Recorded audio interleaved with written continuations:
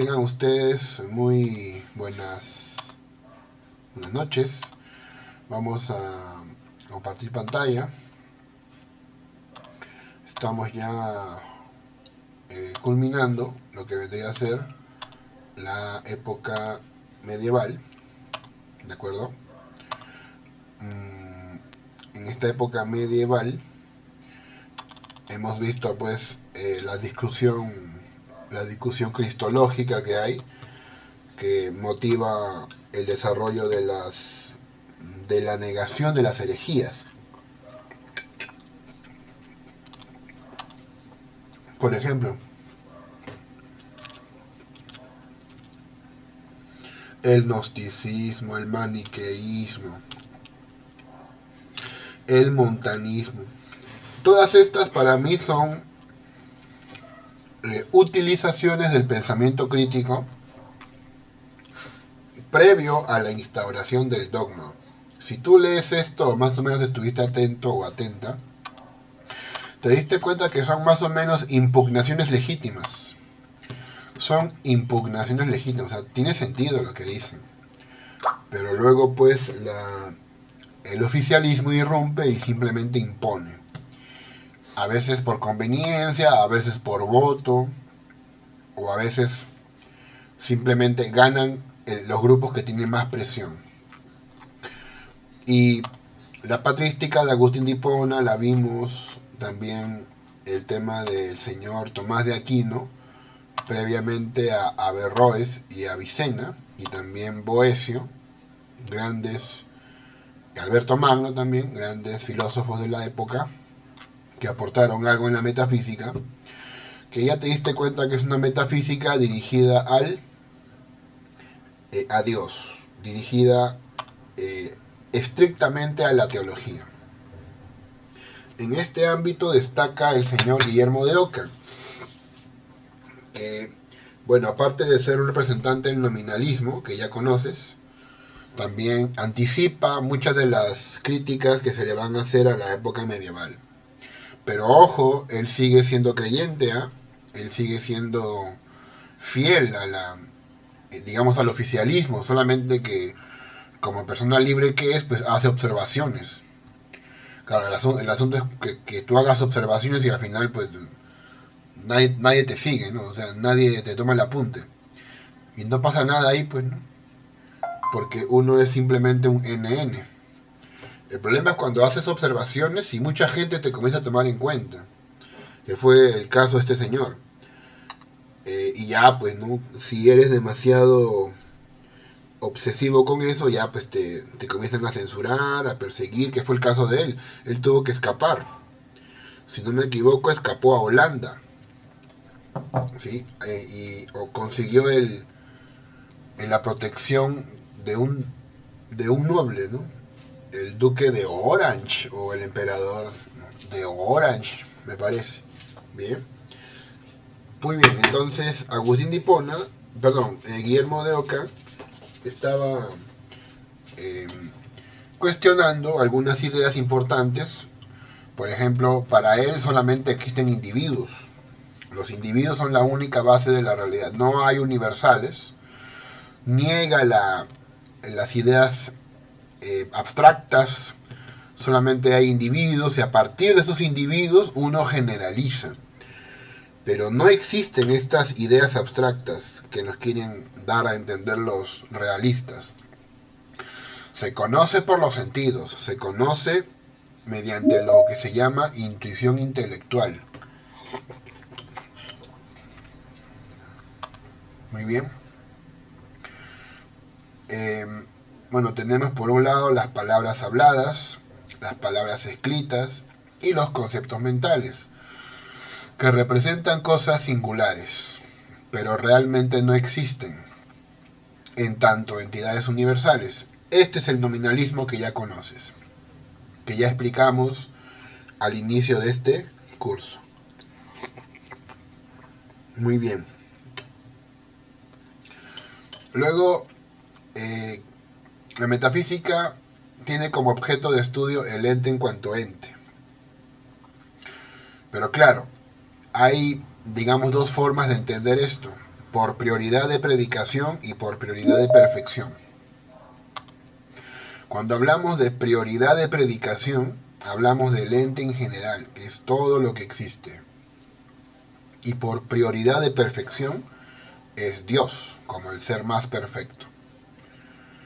Cuando digo predicación, debes entender pues que estoy aplicando acá el concepto de la lógica, de los predicados. De todo lo que existe se puede predicar. Básicamente eso. Si quieres tú, predicar es decir algo de algo. Lo de ustedes puedo decir que son seres humanos, o son peruanos, son estudiantes. Entonces, no hay dos metafísicas distintas, solamente una que busca de estudiar ¿qué cosa? El ente.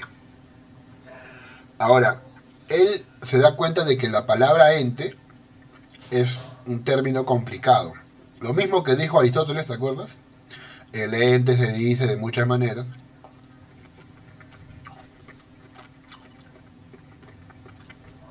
Aquí también se manifiesta. La palabra ente es un concepto de qué tipo? Equívoco. Equívoco. Muy bien.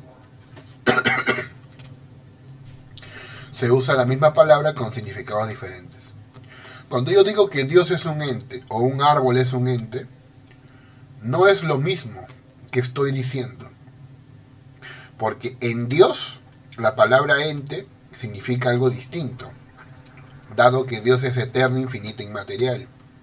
Pero en cambio el árbol, como es temporal, finito, material y contingente, se dice de forma diferente. Se usa la misma palabra ente. Ocurre lo mismo cuando dices tú, estoy sentado en un banco y fui al banco a sacar dinero. De repente, así planteado no lo entiendes, ¿no? Los medievales solían hablar así, Dios es, y un árbol es. Si tú dices Dios es y un árbol es, no lo dices es en el mismo sentido. Cuando hablas de que Dios es, en realidad es distinto. Dios prevalece. En cambio, un árbol es, simplemente estás presentando su existencia. Más o menos esa es la distinción que se plantea. Ahora, no se puede conocer a Dios de forma inmediata, sino que en realidad tampoco se puede hacer una demostración de la existencia de Dios como intentaba Tomás de Aquino. ¿Qué sucede? No hay un concepto unívoco para construir la demostración. O sea, por ejemplo, sobre Dios, ¿no? No todos entienden lo mismo por Dios. Y aparte, a partir de razonar sobre lo creado, no podemos saltar hacia lo divino. O sea, ese salto es demasiado pedir, ¿ya? Ese salto es demasiado pedir. Si usted hace este salto de lo creado a lo divino, estás, pues, como te digo, ¿no? Pasando de una onda a una bomba atómica, ¿no? O de una piedrita a una bomba atómica. O sea, no hay comparación, no hay forma de pasar del razonamiento de lo creado al razonamiento de lo divino. Solamente podemos postular una causa primera, pero no estamos 100% seguros, ¿sí? Entonces, no hay un conocimiento directo de Dios, lo cual debes entenderlo como que no hay una entrada directa a Dios. Este tipo de conocimiento solamente ocurre con lo empírico. Dios no es empírico. Tampoco Dios es una naturaleza matemática o tiene una naturaleza matemática. Es distinto. Es distinto. Y esto mucho se da por la discusión de los diferentes significados que se le atribuyen a Dios. Occam entonces representa un corte en la metafísica clásica y busca unir la razón con la fe. Así rechaza la analogía del ser, el ser se dice de muchas maneras, rechaza eso, rechaza su metafísica, esta metafísica sólida que te querían dar a entender los teólogos escolásticos, basada en el ser y distinguiendo el ser de la existencia, por ejemplo, eso no lo aceptan. Solamente podemos conocer lo que es empírico o lo directo, como ocurre con la matemática. Entonces la metafísica pierde su lugar como ciencia y la teología ya no puede fundamentarse y aparecerán luego los modernos que vamos a conocer ahora mismo. ¿De acuerdo? Muy bien. ¿Hasta aquí alguna pregunta con los medievales? ¿Dudas, preguntas? ¿Todo bien, todo tranquilo? Ya. Bueno, como le decía a la señorita Ovaldina, en la en el grupo se colocó un libro, ¿ya? Que es un libro de consulta, ya que es el de acá, ¿ya? Es el Atlas de Filosofía, que es muy bueno en realidad, es didáctico para que tú aprendas la filosofía de manera fácil. Y he usado muchas imágenes de este material en este trabajo que vamos a exponer ahorita, que es primero la metafísica del Renacimiento. Bueno, ocurren muchos cambios a nivel de la humanidad y también su sistema de creencias. Por ejemplo, resucitan posiciones que se creían muertas. Así aparece el platonismo y a esta posición se le va a llamar neoplatonismo renacentista. También va a resucitar el neoaristotelismo. Ahora, ¿por qué resucita estas posiciones? ¿No? Como te das cuenta, lo que pasa es que los libros de Platón y Aristóteles se encontraron sus versiones originales, más o menos, ¿no? Las primeras versiones, lo cual genera lo que se llama la cultura del humanismo. Es el interés por traducirlo. O sea, van a tener aquí chamba los traductores, los que saben latín, los que saben griego. Y si hablamos de gente que sabe latín y sabe griego, tendremos que leer textos en latín, textos en griego, o sea, es regresar a ese mundo. Es por eso que ese regreso a los griegos representa de manera bastante evidente el renacimiento. O sea, el hombre va a volver a sus orígenes.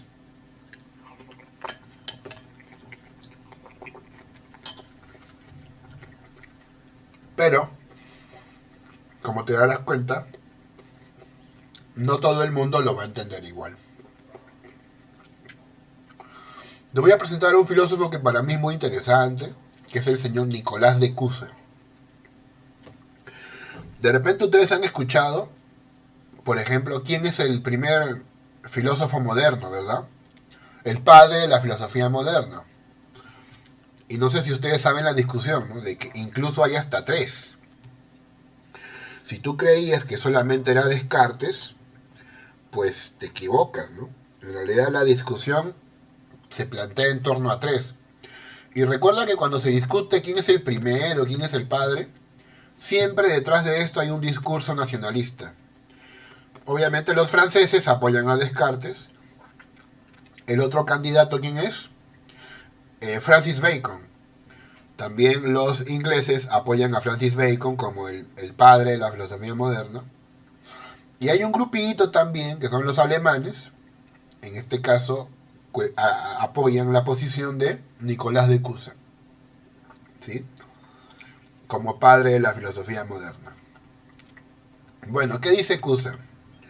Para Cusa, Dios es el infinito.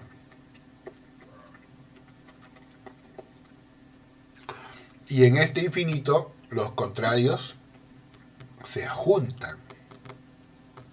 Dejan de ser separados. Se parece mucho a esto, ¿no? En este caso, a la figura infinita de n lados, ¿no? Al polígono de infinitos lados. El polígono de infinitos lados es casi que una circunferencia. Imagínate un polígono de infinitos lados. Y te vas a dar cuenta que conforme se van haciendo infinitos los lados, lo que era recto casi casi se confunde con lo curvo. O sea, el ejemplo que significa que se juntan los contrarios. En el infinito se juntan los contrarios. Y así es Dios. Es lo que va a decir Cus. Así es Dios. En el infinito se confunden los contrarios. Lo que parece contradictorio en realidad se va a reconciliar. Dios es el ser más grande y el más pequeño a la vez. Dios es... ¿Por qué lo más grande? Porque pues, como ya lo dijo ¿quién? El filósofo Anselmo de Canterbury, Dios es aquello de lo cual nada más grande puede pensarse. Por un lado eso. Por un lado Dios es lo más grande. O sea, no hay nada que supere a Dios en la perspectiva clásica, ¿no? Que tú conoces. Ahora, ¿por qué Dios es lo más pequeño al mismo tiempo? Porque lo habita todo. Dado que es infinito, lo habita todo. Entonces, también está en esta minúscula partícula de arena. Incluso en un átomo, ahí está Dios. Esa es la cuestión. Todo es Dios. Esto que después vas a ver con más fuerza en Spinoza. ¿De acuerdo? Hay un par de conceptitos en la metafísica del Nicolás de Cusa, que es la complicatio y la explicatio. Ahí lo ves en ese dibujito, ¿no? Mira ese dibujito, ahí está la complicatio y la explicatio. Más o menos, ¿para qué sirve? Para explicar la relación entre Dios y el mundo.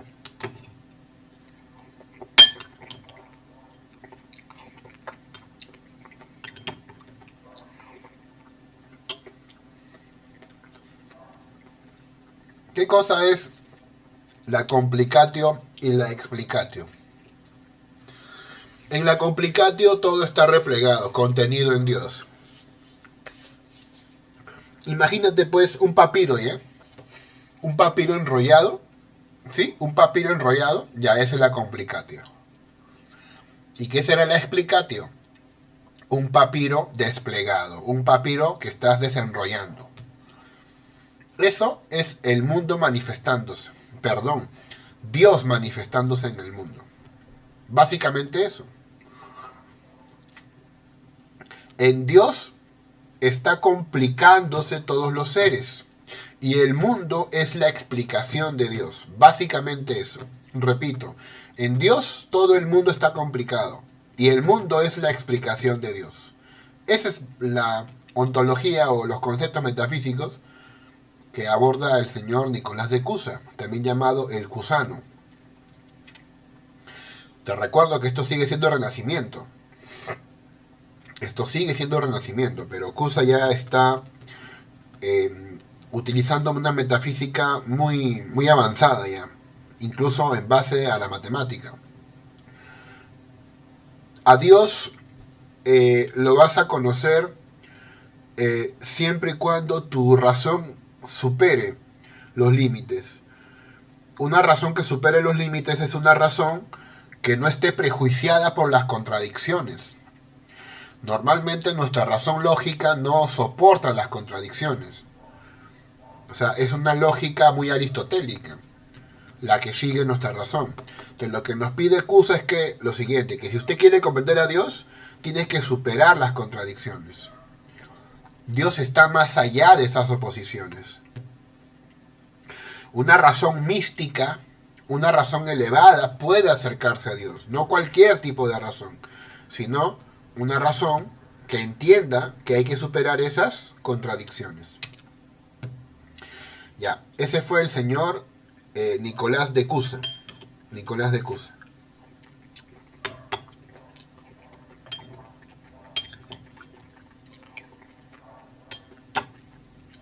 ¿Qué dice Bruno? Como debes saber, Bruno fue mártir de la filosofía, junto con Sócrates y tal vez Marx, ¿no? Murieron por sus ideas. Bueno, en el caso de Sócrates y Bruno fueron condenados. Marx no fue condenado, solamente fue abandonado. Bruno, él plantea que hay un universo infinito con infinitos mundos. En otro curso estoy discutiendo el tema de los mundos posibles, ¿verdad? Que existen múltiples mundos, mundos alejados unos de otros. Por ejemplo, en este mundo yo soy hombre, ¿no? Pero hay otro mundo donde soy mujer, digamos, ¿no? Imagínate, pues, ¿no? Que yo sea mujer. Bueno, Bruno ya se adelantó a esto. Él sostuvo que el universo es infinito. Ojo, que él sostiene que el mundo es infinito. Ajá, muy bien, Ariana, así como Lewis. Él sostiene que el mundo es infinito, ¿ya? En una época donde mucha gente afirmaba que al centro estaba el Sol y que la Tierra giraba alrededor. O incluso al revés, ¿no? Gente que decía que al centro estaba la Tierra. Ya, él dice ni uno ni otro, no hay centro. En todo caso, el centro, el Sol, entendido como centro, es un centro relativo. El Sol es el centro de nuestra galaxia, pero hay infinitos mundos. En esto él se adelantó muchísimo a toda la astronomía de la época, ¿no? O sea, dio un salto gigantesco. Cosa que también había dicho antes Anaximandro. Pero bueno, o sea, eso lo dijo pues hace siglos, ¿no? Digamos que ya se olvidaron de Anaximandro. Pero que Bruno lo rescate, usando únicamente su mente, su razón, su sospecha, llega a concluir que hay infinitos mundos y que incluso él llega a ser mucho más atrevido. Y están poblados, dice. Hay vida en esos planetas, en esos, bueno, no dice planetas, ¿no? Mundos, en esos mundos. Claro, lo cual es obviamente problemático desde el punto de vista de la religión oficial.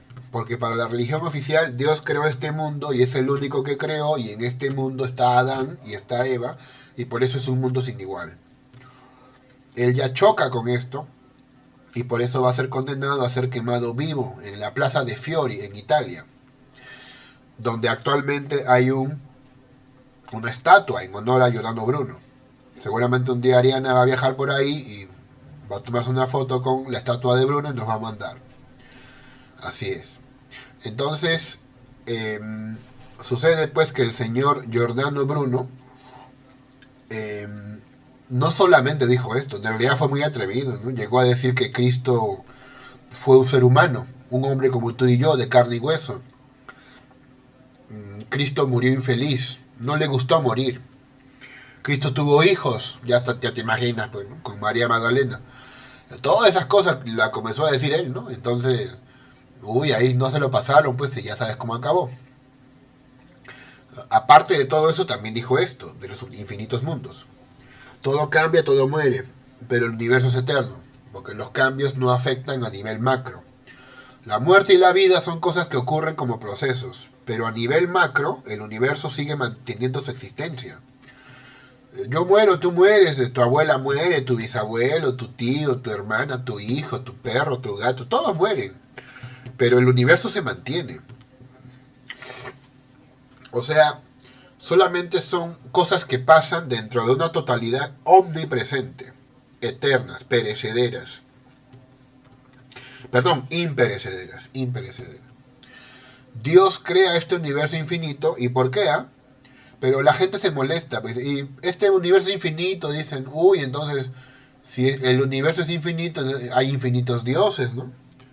Así le dicen, ¿no? Entonces, eso es apóstata, usted es un apóstata, usted es un hereje, está negando la religión. Pero no, él dice, yo más bien lo estoy engrandeciendo al Creador. Si digo que su obra es mucho más grande de lo que podemos conocer, ¿por qué eso insulta a Dios?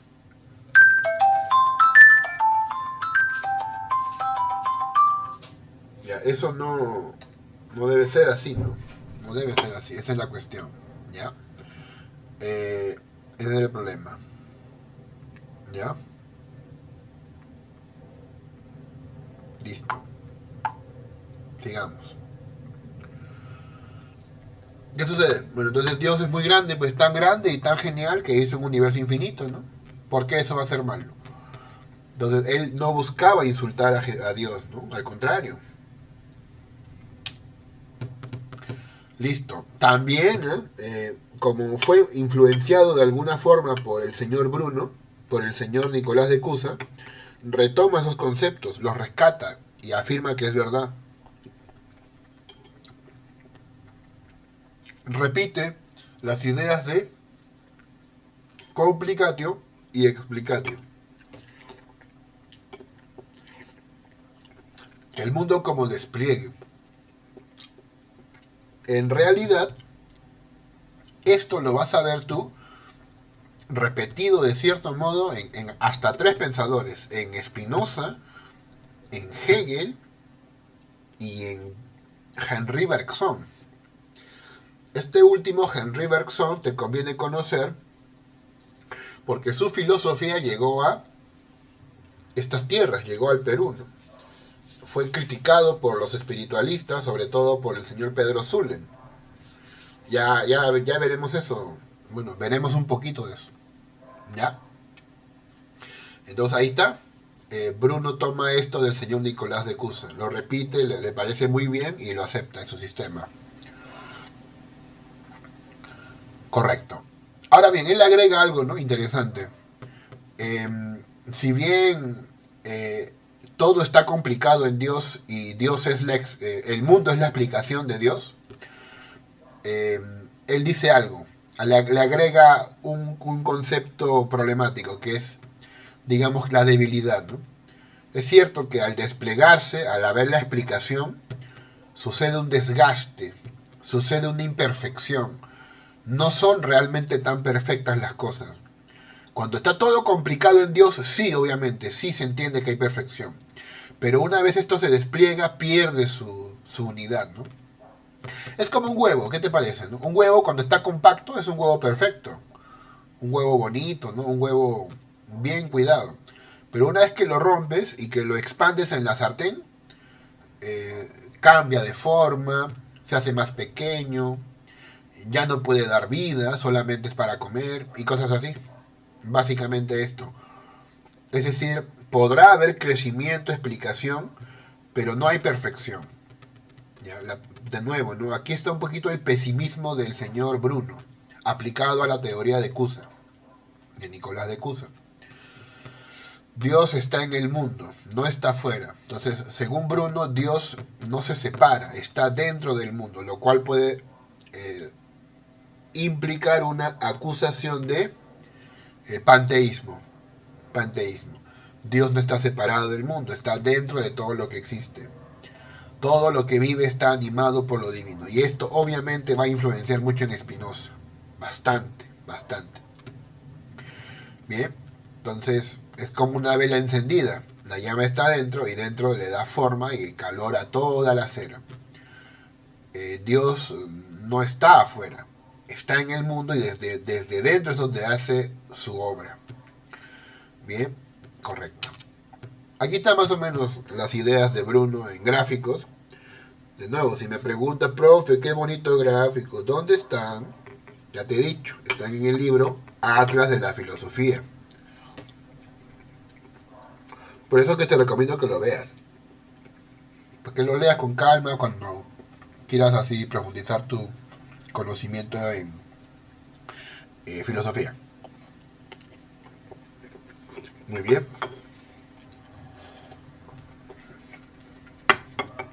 Para Bruno, el universo es infinito, no tiene centro, no hay un centro, y todo esto obedece a un despliegue. ¿Cómo se llama esto? Explicatio. La explicatio. El mundo se da por una explicatio. ¿Qué más dice Bruno? Bruno sostiene que hay un artista interior en la materia.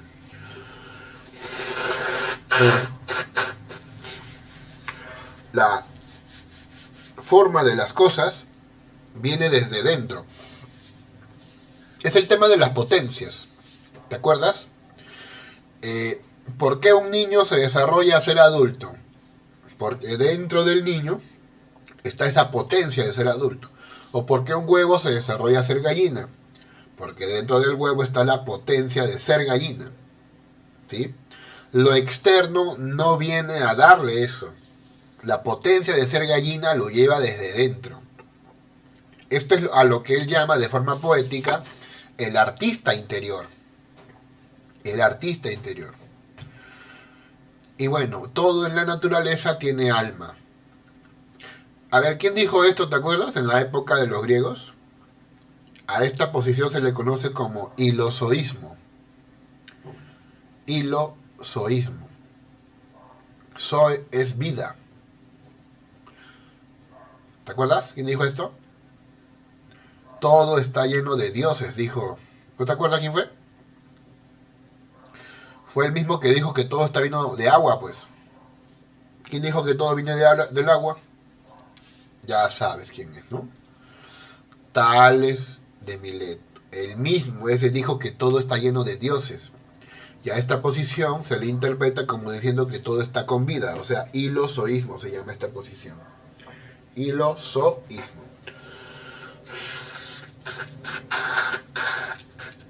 Muy bien, muy bien. Toda la materia tiene alma, tiene espíritu. Hasta las piedras. Todo está animado por Dios. Todo tiene vida, conciencia. Todo está invadido por Dios. Todo está animado. Muy bien. Entonces, hasta ahí llegamos con la época del Renacimiento. O sea, hemos elegido algunos filósofos que nos parecen interesantes. Hay más, ¿eh? Dentro del Renacimiento hay más, pero pues no vamos a ver todo, pues, si no el curso sería pues Renacimiento, ¿no? Vamos a ver ahora cómo fue la metafísica en la modernidad. Baruch Spinoza. El libro que aquí te recomiendo leer es Ética demostrada según el modo geométrico. Aunque el título parece engañoso, Ética demostrada según el modo geométrico es un texto de metafísica. Claro que culmina en lecciones de ética, culmina en eso, pero plenamente es un libro de metafísica. Es un texto, el título es interesante. Si tú revisas este libro y luego revisas el texto de Wittgenstein, el Tractatus filosófico, lógico filosófico, te vas a dar cuenta de parecidos muy burdos, ¿no? Por ejemplo, este señor le pone a las preposiciones, le pone números. Baruch Spinoza le pone números a sus proposiciones. Y lo mismo hace Wittgenstein. Yo también pensé, ¿no? Que Wittgenstein, caramba, ¿no? Qué filósofo tan original, tan poco usual, ¿no? Y luego vengo a leer Spinoza y está lo mismo ahí. Ah, de aquí lo sacó, pues, ¿no? Oye, pues también no lo sacó. En todo caso, de repente se inspiró. También puede ser, ¿no? Un detalle interesante de Spinoza es que era el filósofo favorito de qué científico. ¿Qué científico decía esto? Yo creo en el Dios de Spinoza. ¿Se acuerdan? Albert Einstein. Claro, muy bien. Albert Einstein. Recuerda, él decía eso. Yo creo en el Dios de Spinoza. Te apuesto que esta conversación va a salir, ¿no? Cuando tú seas profesor o profesora, o cuando tú vayas a una especie de congreso de ciencia, no sé, pues te da ganas de ir a ver esas cosas. Te van a decir, ¿usted estudió filosofía? Ah, sí, yo estudié filosofía en la vida real. Ah, mira. Y te puedo hacer una pregunta, ¿no? ¿Por qué Einstein admiraba al Dios de Spinoza? ¿En serio? ¿Eh? Te pueden preguntar eso. Obviamente quien te pregunta eso es una persona culta, ¿no? Ya tú le vas a responder, ¿ya? Mira, lo que pasa es que, te voy a explicar, ¿no? Spinoza en su obra La ética demostrada, al modo geométrico, planteó lo que se llama la sustancia. La discusión sobre la sustancia es larga esta discusión, pero Spinoza redefine la sustancia, ¿ya? Tienes que entender que aquí lo que estamos son ante definiciones del tipo estipulativas. Ya no son definiciones de diccionario. No, son definiciones estipulativas. Cada quien le llama a su concepto como le da la gana. Bueno, tampoco tanto así, ¿no? Pero sí parece, ¿eh? O sea, si yo quiero hacer metafísica de gatos, de mi gato, y para mí gato significa el universo existente, ¿no? Entonces, al principio fue el gato, ¿no? Y del gato vino todo. El gato es la esencia y el gato es la existencia. Y todo es el gato, ¿ya? Obviamente, siendo vulgar, estoy explicándote que los filósofos redefinen y usan sus conceptos como mejor les convenga. En este caso, la sustancia para Spinoza es aquello que existe por sí mismo y se concibe por sí mismo. O sea, es fundamento de todo, en pocas palabras. Y cuando dice que existe por sí mismo, lo que te está diciendo es que no es relativo, es que es absoluto. La sustancia es un concepto absoluto, y que cuando digo que se conoce por sí mismo es que no lo vas a conocer mediante otras cosas. Tú crees que vas a conocer a Dios viendo el mundo, falso. Tú crees que vas a conocer a Dios viendo al hombre o a la mujer, falso.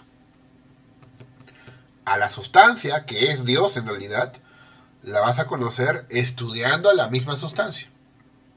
Claro, ahora aquí, ¿cuál es el truco? El truco es que Dios y el mundo es igual. No son cosas separadas. Entonces, cuando tú conoces el mundo, también conoces a Dios. ¿Entiendes? Acá hay una separación entre Dios y el mundo. Normalmente se piensa que el mundo es una cosa y que Dios es otra cosa. Esto ya lo planteaba Descartes. Incluso Descartes hablaba de una res infinita, una cosa infinita. O sea, aparte de la res extensa y la res cogitans, el cuerpo y la mente, hablaba de una res infinita. Pero la crítica que le hace Spinoza es que si es infinita, entonces es la única que existe. Porque lo infinito cubre todo.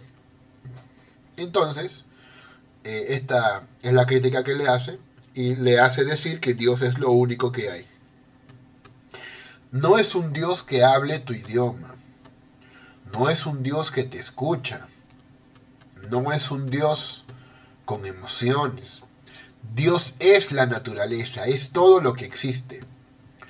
Por eso, cuando Einstein decía que creía en el Dios de Spinoza, en realidad lo que quería decir es que cree que el mundo está, de alguna forma,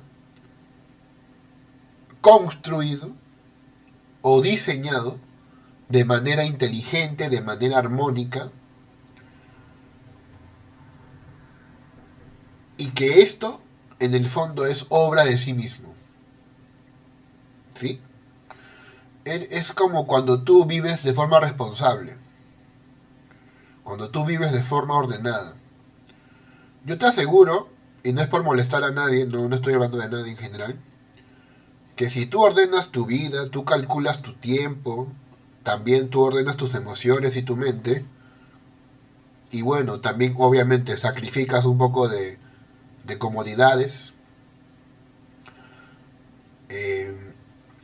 tú mismo vas a ser el dueño de tu propia existencia. No vas a depender de la fortuna, de la suerte, del humor. ¿Ya? A eso me refiero cuando tú eres una persona muy responsable. Tú puedes controlar hasta cierto punto. Obviamente si te cae un carro encima ya no puedes, ¿no? Eso es... Hay, obviamente. La fortuna tiene un papel, ¿no? Hay cosas que no podemos evitar, pero te cae un ladrillo en la cabeza y ¿qué vas a hacer, no? Aunque seas una persona muy cuidadosa, te puede caer eso. Pero mientras no pase eso, si tú eres una persona responsable, cuidadosa, entonces, ¿qué sucede? Tú diseñas, ordenas tu propia vida, eres puntual, llegas temprano, cumples con tu trabajo, todo encaja, todo tiene cierto orden, cierto control, ¿ya? Y parece que todo está, ¿qué cosa? Encajado, ordenado. Pero esto no es obra de alguien externo. Nadie te está atrás tuyo con un chicote pegándote, con una correa pegándote para que tú hagas las cosas bien. Esto es producto de ti mismo. Repito, cuando tú eres una persona puntual, responsable, ordenada, que controla sus emociones, que sabe cuándo decir las cosas o cuándo no decirlas, que te mides, que respetas, que eres noble, que colaboras, que más o menos sabes leer entre líneas cuando se dice algo, cuando se calla. Todo esto son talentos que se adquieren con la edad también. No, ser joven y ser inteligente no siempre van de la mano, ¿ya? Pero te aprende, ¿ya? Poco a poco se aprende. Entonces quiero que me entiendas. Cuando tú eres una persona ordenada, va a venir el éxito, va a venir las buenas nuevas, va a venir mejor salario, mejor sueldo, más tiempo para ti, pero hay un sacrificio. Debes hacer el sacrificio. No va a venir así sin dolor. No, no, no. Va a doler bastante. ¿Eh? Va a ser bastante jodido. Pero finalmente tendrás tu recompensa. Tendrás lo que tú sueñas. Tendrás, qué sé yo, tu carro, tu casa, tus cosas, tu celular, tu casa, no sé.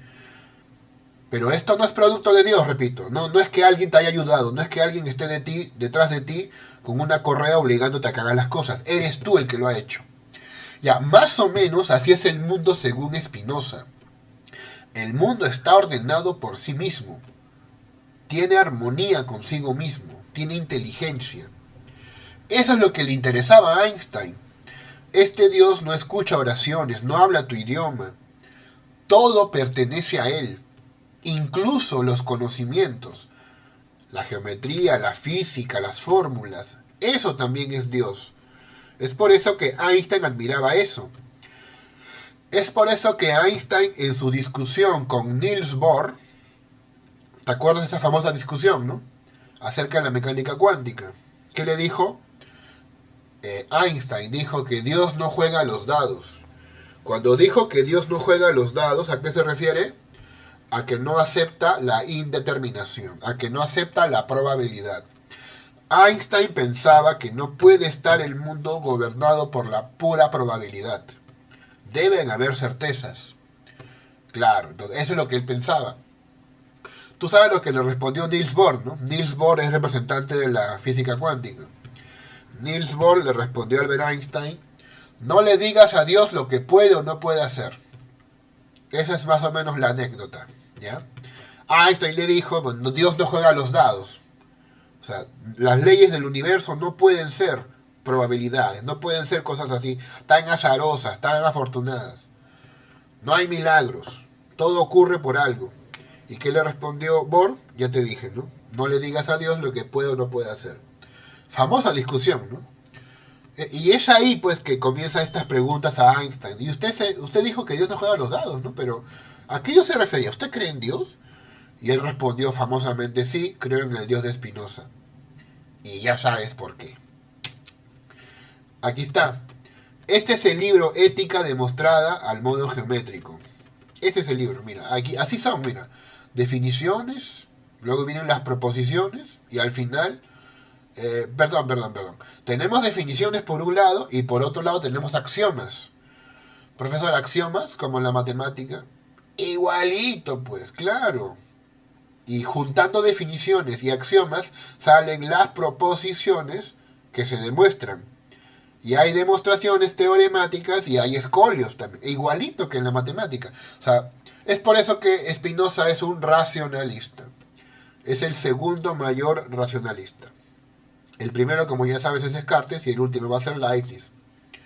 Otra cosa interesante que dice Spinoza sobre el mundo es, de nuevo, ¿no? ¿Cómo se manifiesta el mundo? ¿Cómo es? Si todo es Dios, ¿cómo hay que entender a este Dios? ¿Cómo hay que entenderlo?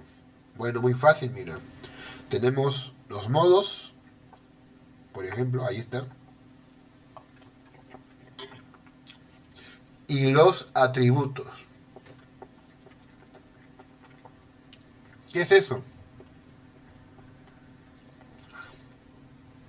los modos del ser son dos, básicamente. Los cuerpos y las ideas, la extensión y la conciencia, en pocas palabras.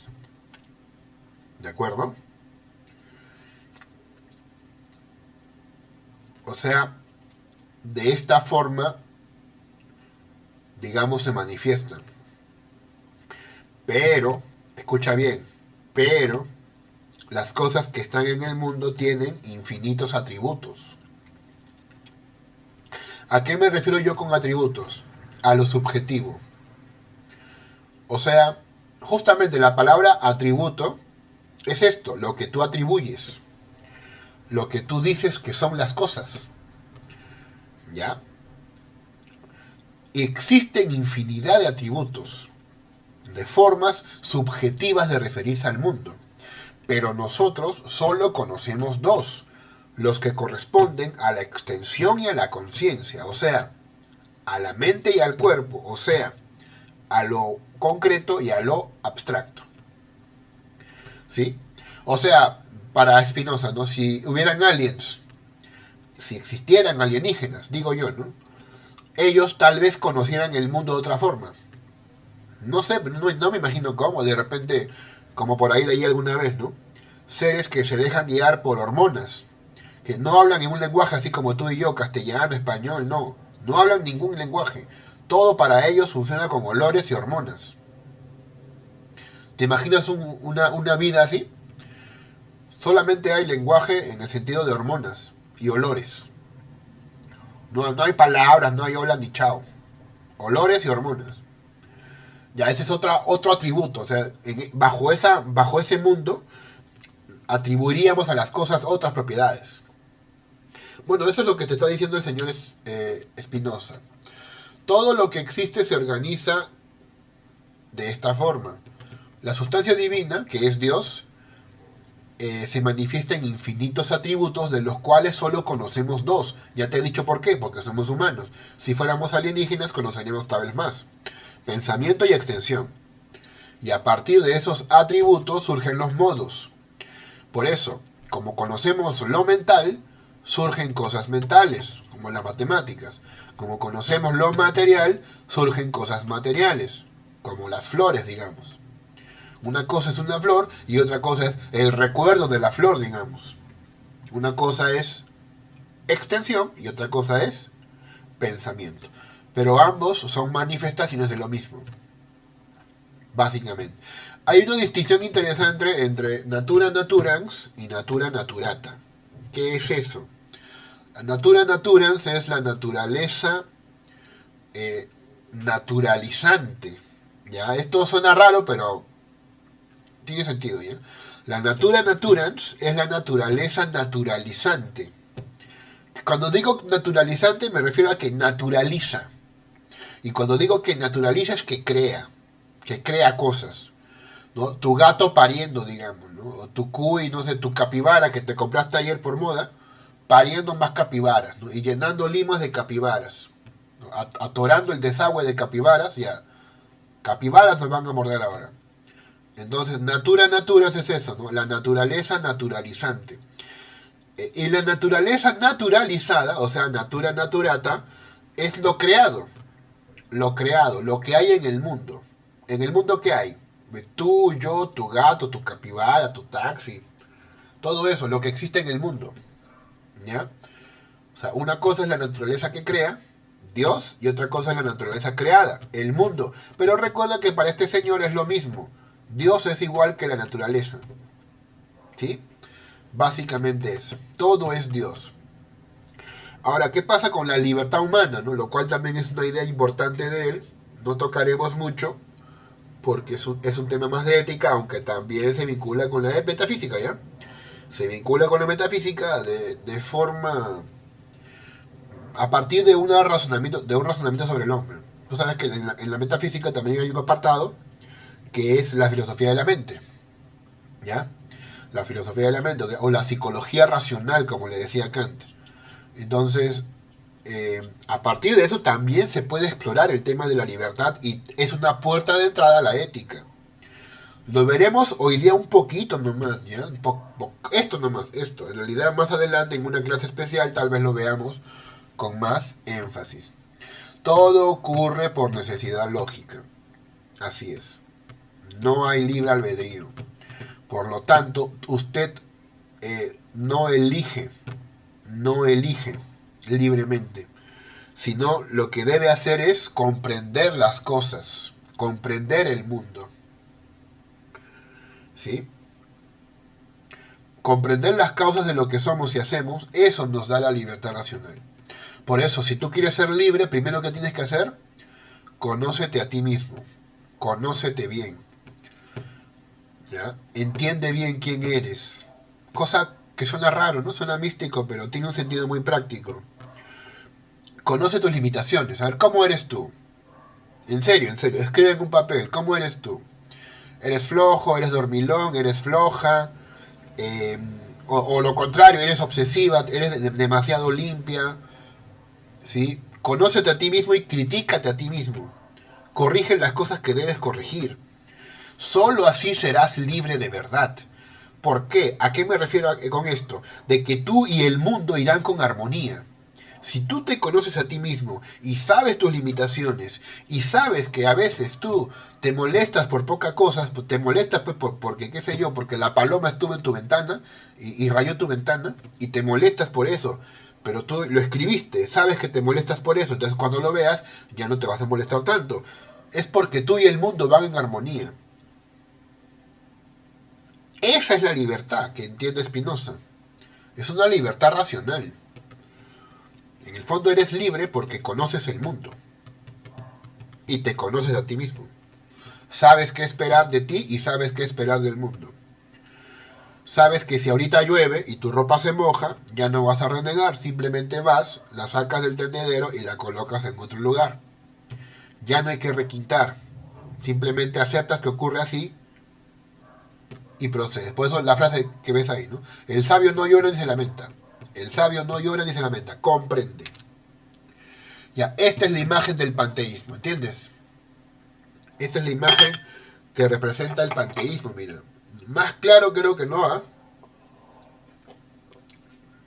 Más claro no se puede hacer, ¿sí o no? Ahí está el universo y ahí están los infinitos seres manifestándose. Solamente son, ¿qué cosa? Extensiones de Dios. Siguiente gran pensador. Vamos a ver al señor eh, Gottfried Wilhelm Leibniz. Importante filósofo para mí, y no solamente para mí, ¿no? Para muchos pensadores. Eh, por ejemplo, Juan Bautista Ferro, filósofo peruano. Severo Gamarra, bueno, también importante filósofo peruano. Bertrand Russell, si no me equivoco, también Bertrand Russell lo considera un gran pensador. Lamentablemente su forma de terminar fue mala porque pues, se peleó con el envidioso de Newton. Newton quería pues ser el padre único del cálculo infinitesimal. Él quería eso, ¿no? Lamentablemente pues todo ese absurdo debate generó cosas negativas para Leibniz. Bien, pero más allá de eso es un tipo brillante y la historia le ha dado su lugar. La historia le ha dado su lugar. En cambio al envidioso este de Newton eh, ya pues digamos ya lo superaron, ¿no? Lo superó Einstein. En fin, Leibniz sostiene que el mundo está compuesto de infinitas sustancias que son las mónadas. Las mónadas. ¿Sí? Mira, las mónadas para mí son como esto, ¿no?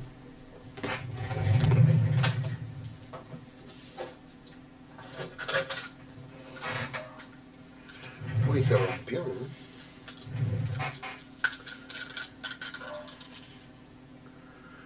A ver, no sé si ves mi pantalla. Sí, profesor.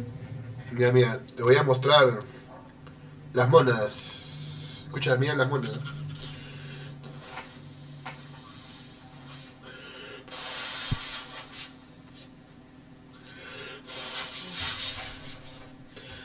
Mónadas para ti.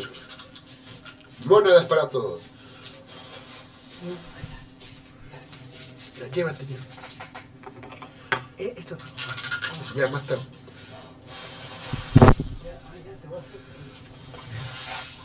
Ya está. ¿Viste las mónadas?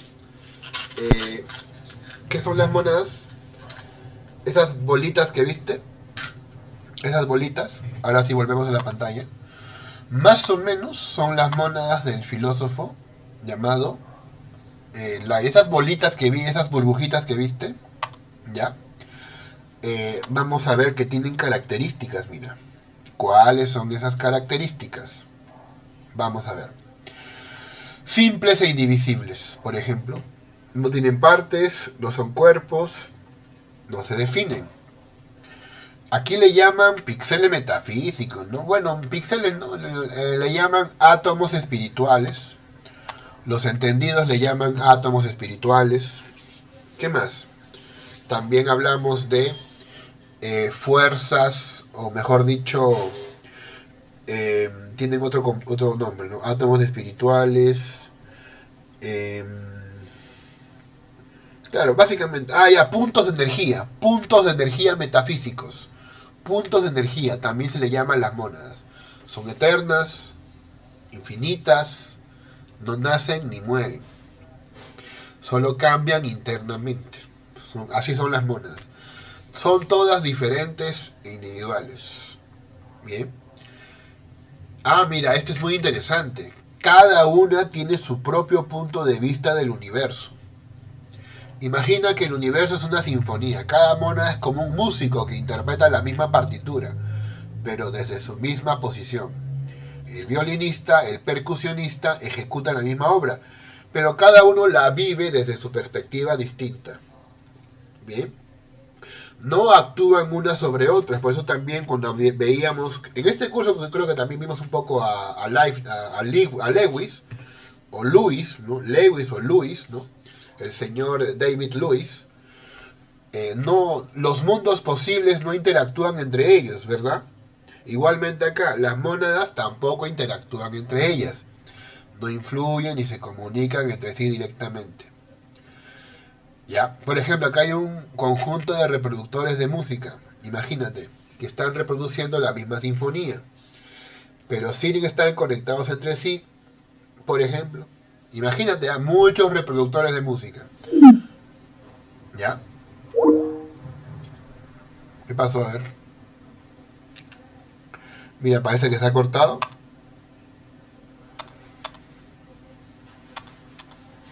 A ver.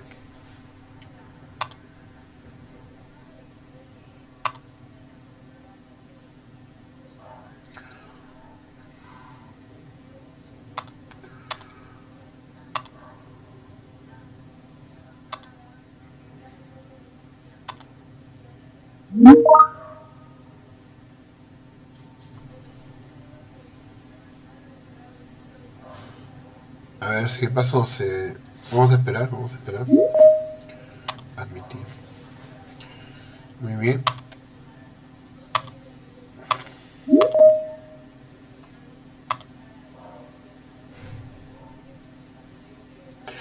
Disculpen, a ver, no sé qué pasó. Debe ser el tema de... Ya. Ya, tengo limitaciones en el Teams, lamentablemente. Pero peor es nada, ¿no? Hola, hola, ¿me escuchan? ¿Me escuchan? Hola, hola. A ver. Sí me escuchan, ¿verdad? Listo, listo, listo. Entonces continuamos, pues no sé, me botó el sistema porque tenemos limitaciones de, en este caso, el Teams. Bueno, sigamos. Ya he terminado. Hola, dime, ¿todo bien? Hola, sí, ¿no se puede configurar o hay un problema? Porque siento que le estoy recortando la llamada. Ya, a ver, yo estoy bien. A ver, ustedes, aparte, a ver, estimada Núñez, ¿está todo bien? De repente estás en un lugar en movimiento, tal vez. No, no estoy en mi casa. Estás en tu casita, ya, pero de repente, pues, no sé, a ver, mm, a ver, ¿cómo te explico? Debe ser la señal, ahorita se mejora, no te preocupes. Así como al inicio estaba bien, ahorita se mejora. Listo. Bueno, entonces las mónadas no actúan unas sobre otras. Lamentablemente eh, se cortó la señal de Tim, ¿no? Ya listo. Estamos recuperados. De todas formas, ahí está la grabación. Lo voy a subir como siempre ya, para que puedan repasar o verla.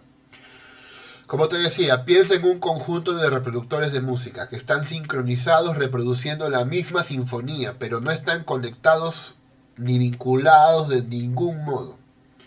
Cada una funciona según un programa interno que Dios cargó al inicio. Esa es la idea. Aunque parece que reaccionan al mismo tiempo, no se influencian mutuamente. Solo están perfectamente coordinados. Bien, esa es la idea de que las mónadas no se comunican entre sí, pero sí ocurre esta sincronización, ¿ya? Otra vez los dibujitos del libro de Atlas de Filosofía.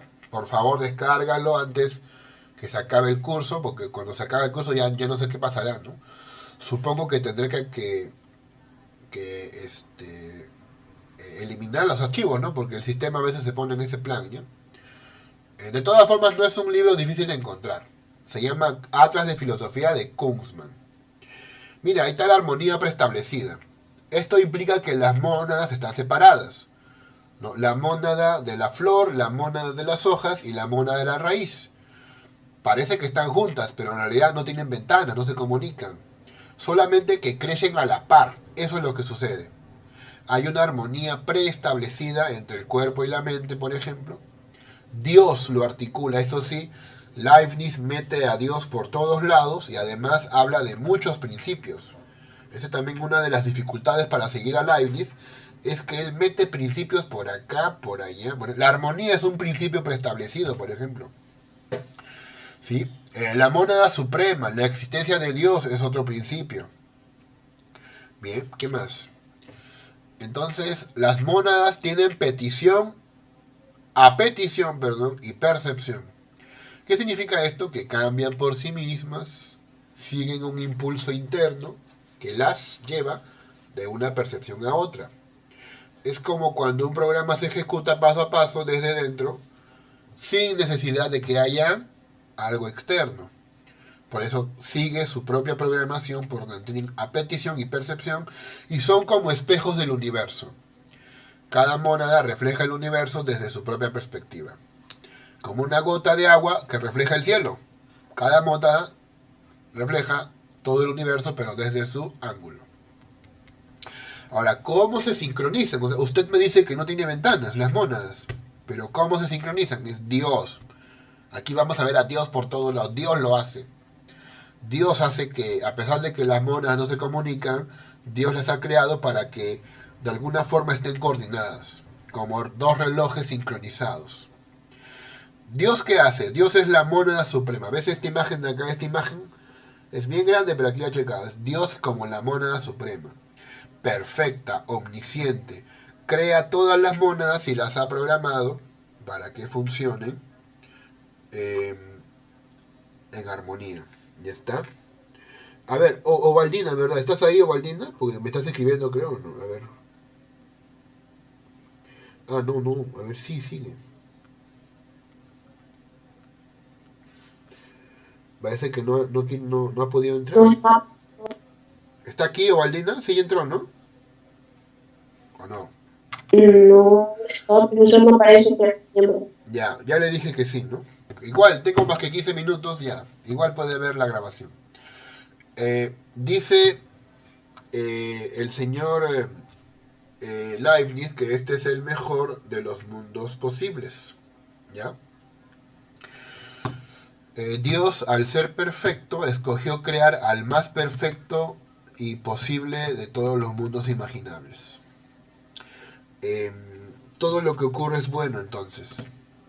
Claro. Tiene que ver con lo que te conté la semana pasada o la clase pasada con Boecio. Te conté que Boecio murió trágicamente, murió a palos, fue condenado. Era un tipo bueno, noble, tranquilo, pero pues tuvo envidiosos y los envidiosos lo metieron a prisión y murió a palazos, ¿no? A pesar que era un hombre tranquilo, ¿eh? Un hombre pues Obviamente crítico, pero pues tuvo enemigos, ¿no? Lamentablemente. Ahora, ¿por qué me pasa esto? ¿Por qué si yo soy bueno? No te preocupes, este es el mejor de los mundos posibles. O sea, tú no lo entiendes, pero a lo mejor tu muerte motivará un movimiento, serás recordado por la historia, gente que en tu honor van a ejecutar otro tipo de acciones y cosas así. ¿Ya? Muy bien, ahí está, ya entró la señorita.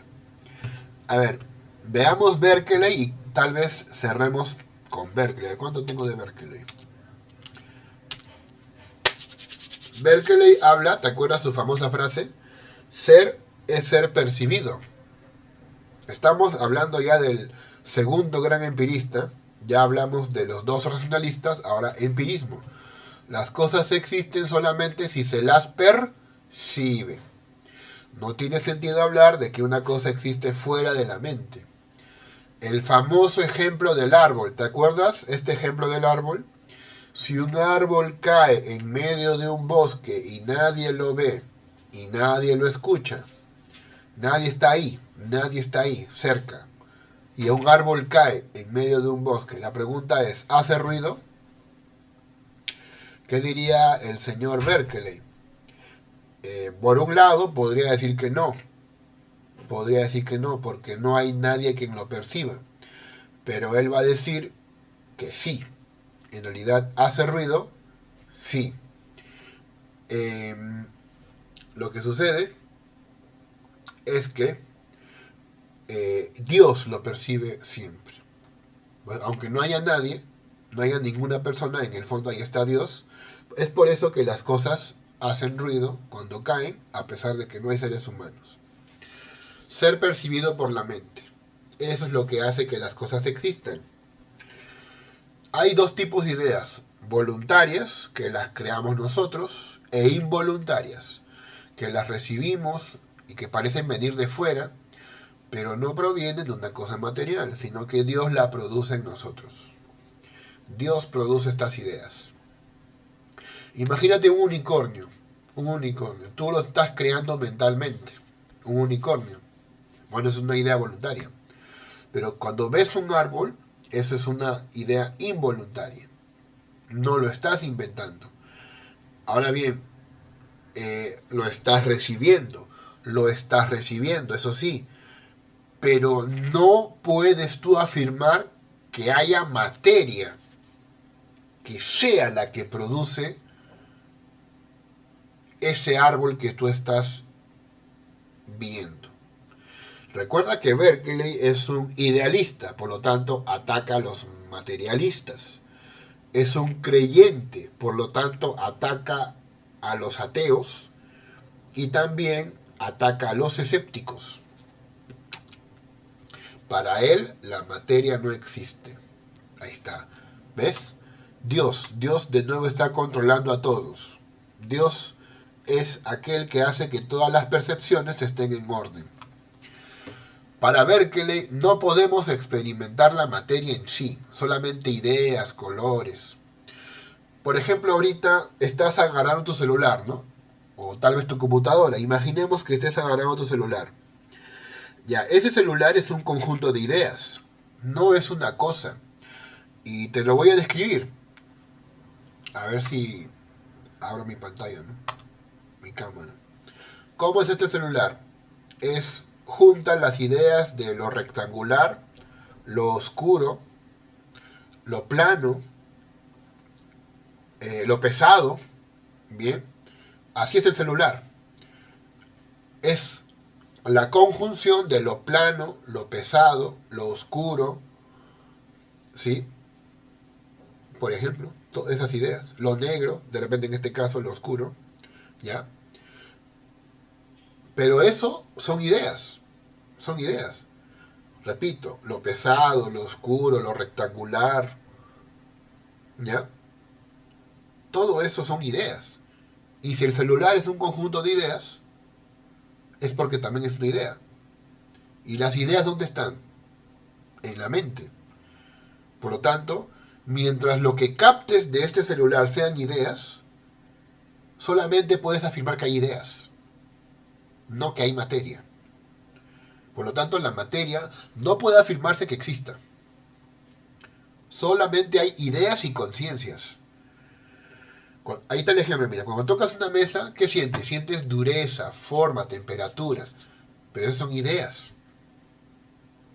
El sol, mira, ahí está el sol, profesor, pero el sol, ¿qué cosa es? Lo amarillo, lo redondo, lo caluroso. Pero esas son ideas. No tienes por qué pensar que ahí hay un sol hecho de materia, de gases, de helio, de hidrógeno. No, ¿por qué? Si son ideas, nomás. Entonces, lo que tú llamas mesa es en realidad un conjunto de sensaciones organizadas por Dios en ti. Obviamente esto es un ataque a la ciencia, porque la ciencia es materialista. Para Berkeley, la ciencia en realidad describe lo que Dios ha organizado. En realidad, la ciencia debe estar al servicio de lo que Dios ha organizado, dice Berkeley. Dices que el fuego quema el papel, pero no estás viendo una causa material, solo observas que siempre que hay fuego, el papel es ceniza. El papel se vuelve ceniza. Pero eso en realidad es por la voluntad de Dios. No es porque una cosa cause la otra. Es Dios el que coordina esas percepciones. Ahí está lo que propone el señor Berkeley. ¿De acuerdo? Muy bien. Uno más y nos vamos. Así como si estuviéramos en el bar, ¿no? Una más y nos vamos. Una más, una chela más. François-Marie Arouet, el señor Voltaire, famoso ilustrado Voltaire, el ilustrado más reconocido, apoyó una cierta mentalidad. ¿Cómo se llama esa mentalidad religiosa? Bueno, entre comillas religiosa, o espiritual si quieres. Se llama deísmo, con D de dado, ¿ya? Deísmo. Él es el que plantea la existencia del Dios como un ingeniero o como un relojero, o incluso algunos plantean como un arquitecto. El universo, ya estamos con los ilustrados, es como una máquina, como un reloj perfecto. Su existencia y funcionamiento no pueden explicarse por el azar. ¿Cómo así se dio este universo? Es como un reloj. Si encuentras un reloj, obviamente en el campo, no es que alguien, digamos, no es que creció allí, alguien lo ha hecho, alguien lo fabricó. Ahora mira el mundo, en el mundo también hay orden. ¿Qué vas a concluir? Pues que el mundo fue hecho por alguien, fue hecho por un creador, que es Dios. El orden que observas en el mundo es lo que le da sentido a la existencia de Dios. Todo lo que tú ves, por ejemplo, las leyes, el orden, la gravedad, el movimiento de los planetas, es prueba de que hay una inteligencia gobernando el mundo.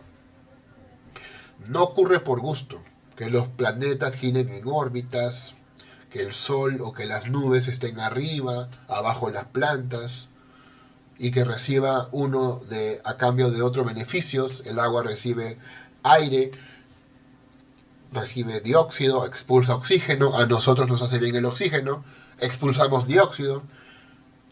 ¿Por qué? No es fortuna, ¿no? Alguien lo ha hecho adrede, según Voltaire. Ahora, lo que sucede es que Dios existe, pero no interviene. No se mete en el mundo. Por eso no tendrían sentido los milagros. Cosa que también plantea Spinoza. No tienen sentido los milagros. ¿Por qué? Porque un milagro se supone que ocurre porque Dios intenta corregir algo de último minuto. ¿Por qué Dios intentaría corregir algo de último minuto si su obra es perfecta? ¿Acaso Dios se equivocó? ¿O acaso Dios va a hacer un cambio, pues, no sé, pensado recientemente? No tiene sentido. ¿Ya? Entonces Dios no interviene en el mundo, simplemente crea el mundo y deja que la bola de nieve crezca. Es la idea. Y se opone al azar. Voltaire también se opone al materialismo puro y duro, como el materialismo que propone Barón de Holbach, ya que veremos ya pues la próxima sesión, ¿no? el día martes. Barón de Holbach sí es un estricto materialista. Barón de Holbach. Él cree que la inteligencia pues no puede salir del mundo sin una dirección. Ah, ya, mira, ¿qué dice César Wong? Es como el estructuralismo psicológico de Wundt. Ya, creo que se refiere a lo que explicamos de repente acerca eh, de Berkeley, tal vez se refiere a eso, ¿sí? Podría haber, podría haber en realidad semejanzas con la psicología planteada por Wundt, podría haber, pero es que Wundt ya es empirista, ¿no? O sea, me parece que Wundt ya interviene en él el aspecto empírico, me parece, ¿ya? Gracias por preguntar. Y bienvenido, bienvenido César Wong. Si quieres nos puedes acompañar, obviamente como alumno libre, ¿verdad? Eh, yo te recomiendo que por favor termines tus estudios. Eh, bueno, ya tú verás, tú entiendo que trabajas y qué sé yo, ¿no? Pero procura, dale orden a tu vida, ¿no? O prioridades también. Los estudios siempre son buenos, siempre traen algo interesante. Animan la vida, ¿no? La vida no es solamente dinero. Yo sé que es importante el dinero, pero no es lo único que hay. ¿Ya? Bueno, gracias, gracias. Entonces, eh, por supuesto, ¿no? Él se opone a los materialistas, el señor Voltaire. eh, Debe haber algo que le dé sentido a esto. Aquí de ahí, mira, un gráfico que explica más o menos la razón y la religión en Voltaire. Este es el gráfico del texto de, repito, Atlas de Filosofía. Mira, ahí está, ¿no? El ilustrado, ¿qué hace? El ilustrado, con su razón, ¿qué hace? Combate a los dogmas, combate las supersticiones, cuestiona el dogmatismo, porque el dogmatismo conduce a injusticias, conduce a conflictos, conduce a guerras. Las típicas críticas, ¿no? La religión hace la guerra, ¿no? Ese tipo de cosas. Ya, eso es lo que propone, pues, el deísmo de Voltaire. Es por eso que él cree en un Dios que organiza el mundo. Ojo, repito, esta propuesta se llama deísmo. Deísmo con D de dado. Deísmo con D de dado. Este Dios, ¿qué sucede con este Dios? Garantiza la moral, conoce el mundo, la creación. ¿Y qué cosa? Ha creado esto, el mundo. Una cosita última para agregar de Voltaire, ya de mi cosecha, digamos. Eh, Solamente para terminar. A ver, por acá tengo algunos apuntes breves de Voltaire. Creo que está acá. ¿O será en la una? ¿O será en la dos? Creo que es en la dos. Ajá, ahí está Voltaire, mira, aquí está. Ya para terminar, ¿no? Voltaire es un personaje interesante, ¿no? Es parecido a Bertrand Russell, ¿no? Es también otro genio. En su época, pues, ¿no? Fue un tipo muy importante. Tú sabes que compararon a Voltaire con Jean-Paul Sartre. ¿Saben esa anécdota, no? Dicen que Jean-Paul Sartre estaba repartiendo panfletos en Francia, ¿sí? Panfletos contra la guerra, pues, porque es un filósofo. Por eso que son panfletos. Panfletos, pues, es un apunte, un volante, ¿no? Estaba repartiendo, entonces la gente, vino los policías, oiga, ¿usted qué hace acá, no? Está hablando en contra del sistema, ¿no? Agárrenlo a Sartre, agárrenlo, ¿no? Y lo iban a enmarrocar. Y el gran dirigente en ese momento de Francia, en plena guerra, que era Charles de Gaulle, dijo esto, ¿no? Un momento, ese es Jean-Paul Sartre, el filósofo. Ya, no lo van a encarcelar. Déjele que haga sus cosas. Y le dijeron, ¿y por qué? Nadie mete preso a Voltaire. Así dijo este gran hombre culto, ¿no? Charles de Gaulle, uno de los dirigentes de Francia en la época de las guerras, ¿no? Nadie mete preso a Voltaire. Así dijo, ¿ya? Entonces, mira, para de una vez cerrar, ¿ya? El deísmo implica creer en Dios como una hipótesis cosmológica aceptada por la razón, sin iglesias, sin sacerdotes, sin Biblias, sin dogmas, sin fanatismo. Dado que Dios no interviene en la historia, el mal es producto de los hombres, libre albedrío. El hombre es una mezcla de dolor y placer, de mal y bien. Y mediante el trabajo, voy a apagar mi cámara, anula el aburrimiento y el vicio. O sea, si tú estás así en tu casa, así, siendo un cero a la izquierda, bueno, amiga, trabaja, ¿no? Un trabajo tranquilo, bueno. También estudiar también es bonito. Hace esto soportable en la vida, o sea, para eliminar el aburrimiento y el vicio, ¿eh? El vicio porque te puede llevar al vicio la mala vida, trabaja o estudia. Además, el señor Voltaire valora la tolerancia, pues promueve la convivencia pacífica de un Estado laico y la defensa de los derechos. Por eso para él hay que tolerarnos, soportarnos nuestras estupideces. Porque tenemos estupideces, ¿sí o no? O sea, tú tienes tus cosas, yo tengo mis cosas, ¿sí o no? Entonces, ¿para qué pelearnos? Pues, ¿no? Hay que perdonarnos nuestras estupideces. Que a ti te gusta, digamos, que te gustaría que yo me afeite, ¿no? Y yo no me quiero afeitar, pues. Tolérame. Yo también te tolero a ti. Te tolero que llegues tarde. Y qué sé yo. O que no llegues a clases. Te tolero. Bueno, a veces no puedo tolerar, pero tengo que hacerlo. No tengo otro camino. Esa es la idea. Perdonarnos mutuamente nuestras estupideces. Llegar a acuerdos, pues. Llegar a acuerdos. El racionalismo ilustrado que propone el señor Voltaire implica una evolución de la sociedad, del salvajismo a la civilización. El salvajismo, luego evolucionó el mundo, llegó la Atenas de Pericles, la Roma de Julio César, y en la Edad Media hubo un agujero, donde ya no hubo progreso. Después el mundo progresó con la Florencia de los Medici, Italia, y la Francia de Luis XIV, que fue la mejor Francia, según Voltaire. Llegamos hasta la civilización donde hay ciencia y educación, y eso es lo que valió la pena en la historia para el señor Voltaire. ¿Ya? Bueno, señores, señoritas y todos los presentes, ¿ya? Agradezco su tiempo, por si acaso, alguna pregunta, alguna duda. ¿Todo bien? ¿Todo tranquilo? Muy bien. Profesor, Dime. una consulta sobre el número de Atlas, ¿dónde lo podría encontrar? Porque no encuentro en el grupo nada. ¿No has encontrado el link? Mm, Ya, vamos a ver. Por aquí debería estar. Yo lo puedo subir. Ah, ya sé. Se lo podría enviar a la señorita Ovaldina y ella pues se lo envía a ustedes. Por un lado, aunque también está en la comunidad. ¿Dónde está? Ya, por si acaso, ¿no? La respuesta rápida sería esta, ¿no? ¿Dónde está? En la comunidad, debería estar, acá mira. Salvo que ya no lo puedan ver por el tema este que me han cobrado, me están cobrando. Mira, aquí está, bajas, ahí claro, dice. Ahí dice, ¿ves? es que, por ejemplo, el grupo no encuentro, o sea, el grupo se llama Metafísica, creo. Sí, sí. Sí, es que no me aparece. Ah, carambolas, ya. Entonces, a ver, vamos a ver. A ver, por acá había para administrar, creo que era la ruedita. Ah, solamente hay tres, ¿no? Claro, tú no es... Ah, no, ahí está, mira, ahí está. Yo te veo ahí como ciruelas azules.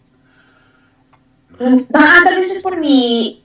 Sí, sí, es que ahorita ya estoy en Teams, con mi correo. Ya, Ajá, entonces, voy a entrar en mi otra cuenta, entonces. ya. Pero también, ¿no? También se lo podría enviar a la señorita. Sí, Eh, por favor, profesor. ya, porque como les digo, es un libro en realidad muy... O sea, muy bueno, muy didáctico. A mí me, me ayudó, o sea, cuando yo era profesor de academia, así, ¿no? Y uno a veces tiene que generar didáctica, pues es un libro bueno, o sea, no es lo único, pero también te sirve conversar, ¿no? Con tus colegas, eh, también ver documentales, ¿no? Ya, entonces, ahorita, seguramente carga esto y lo envío, correcto. Listo, entonces, más bien, recuerden que en 2 semanitas, si no me equivoco, ya, un poco lento la computadora, ya, en 2 semanitas, si no me equivoco, eh, a ver, ¿dónde estamos? Calendario. Ah, ya salió. El 24, ¿ya? El 24 tendrían su prueba. Sí, sí sabemos, ¿no? Sí estamos de acuerdo. Tienen que leer el libro, la parte del libro encargada. ¿Sí? Todo ok con eso, ¿no? No hay ningún problema. Ya, sí, sí, sí, creo que sí he escuchado que sí. Ya, muy bien. Entonces, eso sería todo conmigo. Ahorita le envío el archivo a la señorita y pues lo compartirá con los demás. ¿Ya? Bien, entonces, muy amables todos. Gracias por su tiempo, por su paciencia y nos vemos el próximo martes. ¿Ya? Adiós, que les vaya bien. Nos vemos. Hasta luego, profesor. Ya, gracias, gracias.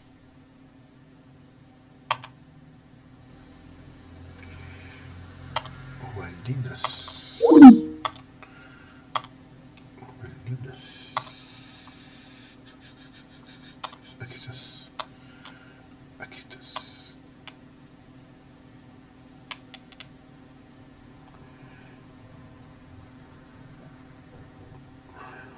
¿Cómo se pone esto, no? Ahí está. Ya voy a apagar esto una vez.